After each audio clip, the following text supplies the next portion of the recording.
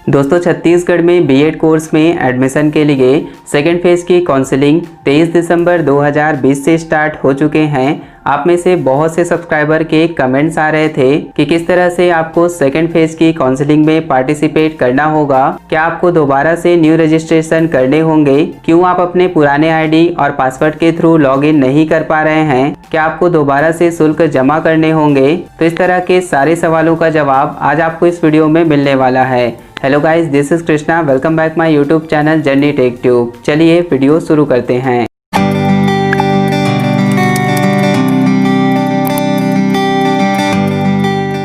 इस वीडियो को मैंने कैटेगरी वाइज डिवाइड किया हुआ है जिससे कि आप चीज़ों को बेहतर तरीके से समझ पाएंगे। सबसे पहले बात कर लेते हैं कैटेगरी 1 की। अगर आप एक ऐसे कैंडिडेट हैं जिन्होंने फर्स्ट फेज की काउंसलिंग में पार्टिसिपेट किया हुआ था और आपको कोई भी कॉलेज अलॉट नहीं हुआ था, फॉर एग्जांपल आप स्क्रीन पर देख पा रहे होंगे ये जो कैंडिडेट है इन्होंने फर्स्ट फेज की काउंसलिंग में 12 कॉलेजेस सेलेक्ट किए हुए थे और इन्हें कोई भी कॉलेज अलॉट नहीं हुआ है। तो अगर आप इस कैटेगरी के अंतर्गत आते हैं तो सेकेंड फेज की काउंसलिंग में आपको न्यू रजिस्ट्रेशन करने की ज़रूरत नहीं है, बल्कि आप ऑटोमेटिकली ही सेकेंड फेज की काउंसलिंग में प्रमोट हो जाएंगे। अब सवाल उठता है कि अगर आप कैटेगरी 1 के अंतर्गत आते हैं तो क्या आपको सेकेंड फेज की काउंसलिंग के लिए दोबारा से शुल्क जमा करने होंगे। तो इसे मैं आपको एक एग्जांपल देकर समझाता हूं। जैसा कि आप सभी स्क्रीन पर देख पा रहे होंगे ये जो कैंडिडेट है इन्होंने फर्स्ट फेज की काउंसलिंग में 12 कॉलेजेस सेलेक्ट किए थे। अब ये चाहते हैं कि फर्स्ट फेज की काउंसलिंग में इन्होंने जो 12 कॉलेजेस सेलेक्ट किए हुए थे उसके प्रेफरेंसेस में ये चेंजेस करें, साथ ही कुछ और कॉलेजेस ऐड करें, उसके बाद ये सेकेंड राउंड की काउंसलिंग में पार्टिसिपेट करें। अब मान लीजिए कि ये चाहते हैं कि सेकेंड नंबर का जो कॉलेज है वो फर्स्ट नंबर पे आ जाए और फर्स्ट नंबर का कॉलेज सेकेंड नंबर पे आ जाए। तो इस तरह का अगर आप कॉलेजेस का क्रम चेंज करना चाहते हैं या फिर कोई भी एक नया कॉलेज ऐड करना चाहते हैं तो इसके लिए आपको दोबारा से शुल्क जमा करने होंगे। उसके बाद ही आप सेकेंड राउंड की काउंसलिंग में पार्टिसिपेट कर पाएंगे। और अगर आप ऐसा करना चाहते हैं तो इसके लिए आपको दोबारा से न्यू रजिस्ट्रेशन करने की ज़रूरत नहीं है, बल्कि डैशबोर्ड में ही यहाँ पर आपको एक ऑप्शन मिलता है मॉडिफाई का।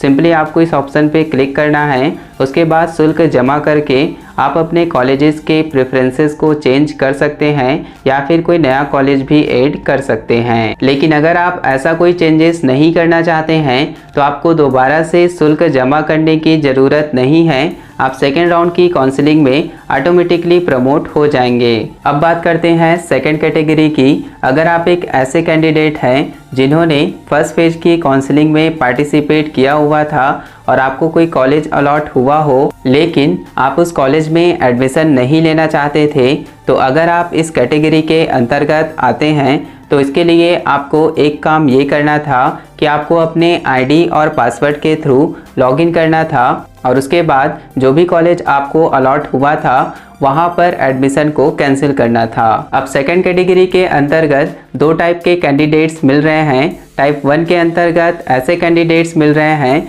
जिन्होंने लॉगिन करके मैन्युअली ही कॉलेज में एडमिशन को कैंसिल किया था, और टाइप 2 के अंतर्गत ऐसे कैंडिडेट्स मिल रहे हैं जिन्हें फर्स्ट फेज की काउंसलिंग में कॉलेज अलॉट हुआ था लेकिन उन्होंने कॉलेज में एडमिशन भी नहीं लिया और ना ही उन्होंने लॉगिन करके मैन्युअली कॉलेज में एडमिशन को कैंसिल किया। अब सवाल उठता है कि कौन से ऐसे कैंडिडेट्स हैं जिन्हें सेकेंड काउंसलिंग के लिए न्यू रजिस्ट्रेशन करना होगा और कौन से ऐसे कैंडिडेट्स हैं जिन्हें न्यू रजिस्ट्रेशन नहीं करना होगा। तो अगर आप टाइप 1 के अंतर्गत आते हैं तो आपको न्यू रजिस्ट्रेशन करने की ज़रूरत नहीं है, बल्कि आप ऑटोमेटिकली ही सेकेंड राउंड की काउंसलिंग में प्रमोट हो जाएंगे। लेकिन आप पर भी वही कंडीशंस लागू होंगे जो भी कंडीशंस कैटेगरी 1 के कैंडिडेट्स के लिए लागू होंगे। और कैटेगरी 1 के अंतर्गत क्या क्या कंडीशंस हैं इसकी जानकारी मैंने आपको कुछ देर पहले ही दिए थे। लेकिन अगर आप टाइप 2 के अंतर्गत आते हैं यानी कि फर्स्ट फेज की काउंसलिंग में आपको जो कॉलेज अलॉट हुआ था उसे आप कैंसिल नहीं कर पाए थे और अब आप सेकेंड राउंड की काउंसलिंग में पार्टिसिपेट करना चाहते हैं तो आपको यहाँ पर दोबारा से न्यू रजिस्ट्रेशन करना होगा, तभी आप सेकेंड राउंड की काउंसलिंग में पार्टिसिपेट कर पाएंगे। अब चूँकि आपको जो कॉलेज अलॉट हुआ था वहाँ पर आपने ना तो एडमिशन लिया और ना ही मैन्युअली आपने उस कॉलेज में एडमिशन को कैंसिल किया, तो यही कारण है कि आप अपने पुराने आईडी और पासवर्ड के थ्रू लॉगिन नहीं कर पा रहे होंगे और आपका लॉगिन आईडी और पासवर्ड इनवैलिड बताया जा रहा है। और ये बात जारी किए गए नोटिफिकेशन में भी साफ साफ लिखी गई थी, जो कि आप स्क्रीन पर देखकर पढ़ सकते हैं। अब बात कर लेते हैं थर्ड कैटेगरी की। अगर आप एक ऐसे कैंडिडेट हैं जिन्होंने